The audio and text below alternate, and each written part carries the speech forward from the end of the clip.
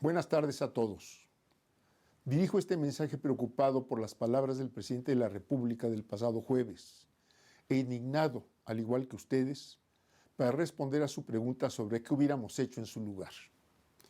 Es innegable que el incremento exagerado e injustificado al precio de la gasolina ha rebasado el límite de nuestra tolerancia y ha desatado el enojo de la gran mayoría de los mexicanos, cansados por tantos años de crisis económica, inseguridad, corrupción e impunidad de la autoridad. Prácticamente, en todas partes estamos viviendo un clima de encono y protestas espontáneas que, en muchos casos, están tratando de ser envueltas con acciones violentas, que algunos atribuyen a una estrategia de provocación que justifique la intervención policíaca y disuada a los ciudadanos de toda protesta legítima y pacífica.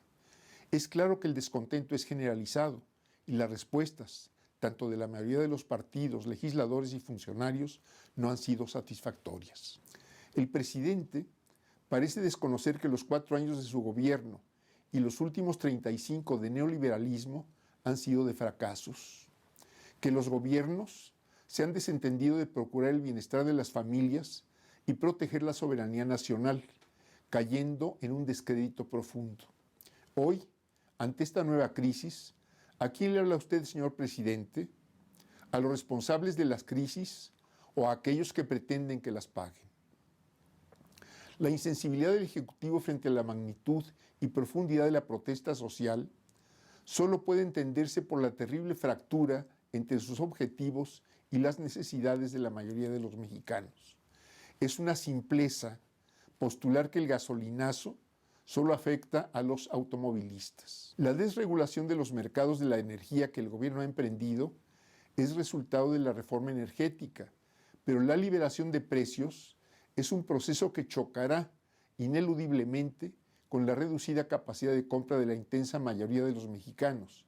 En los próximos meses se agravará el problema por la devaluación progresiva de nuestra moneda y por el esperado repunte de los precios internacionales del petróleo. Adicionalmente, es ya palpable el daño económico que sufre nuestro país por las acciones que está emprendiendo el nuevo gobierno de los Estados Unidos. El gobierno mexicano tiene que entender que las gasolinas que produce Pemex y las que importa no las puede vender a precios altos para recaudar impuestos o procurar utilidades a quienes prometió el negocio de su distribución.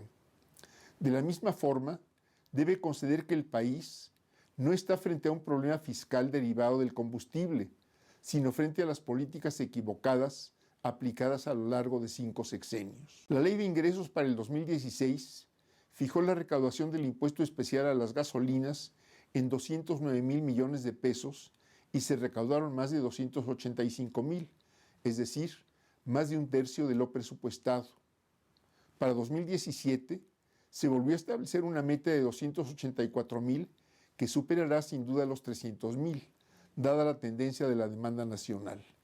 ¿Dónde está entonces el sacrificio fiscal que el gobierno afirma otorgar a los consumidores de gasolina? Si, como se afirma, los precios internacionales del petróleo subirán este año, entonces también aumentarán los ingresos fiscales derivados de su venta, que además se destinará para solventar el hoyo fiscal y seguir con los gastos sin control, el despilfarro y la corrupción protegida desde el mismo gobierno.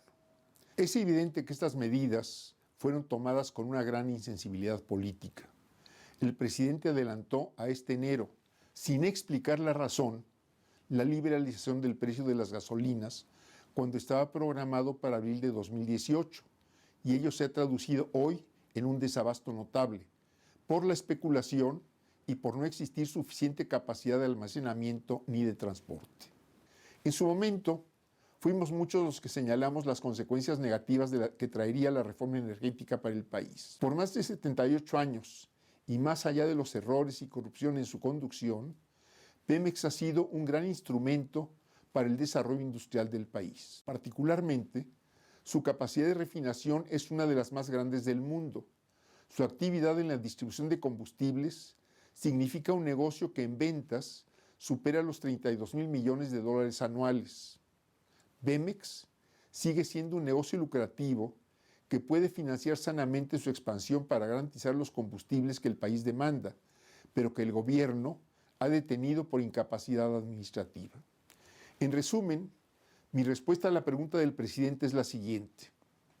Es indispensable echar para atrás el aumento de las gasolinas.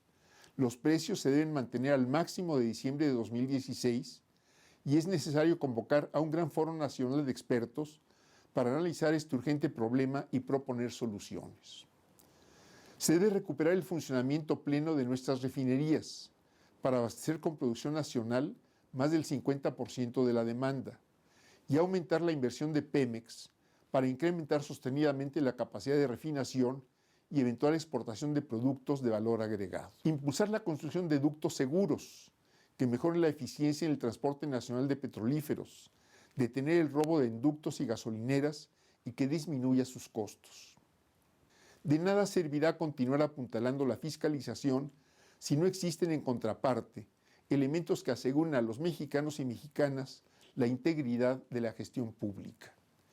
Es indispensable recuperar la confianza de las personas en su gobierno y por ello propongo la conformación de un presupuesto federal base cero, es decir, que no exista presupuesto para ningún rubro que no esté plenamente justificado y que esté asociado a un control presupuestal estricto de beneficio económico para el país. La integración de una contabilidad gubernamental auditable en línea mediante las plataformas de gobierno digital que abarque lo federal, lo estatal y municipal, además de una plataforma digital nacional que opere información consolidada sobre el balance regional del gasto público.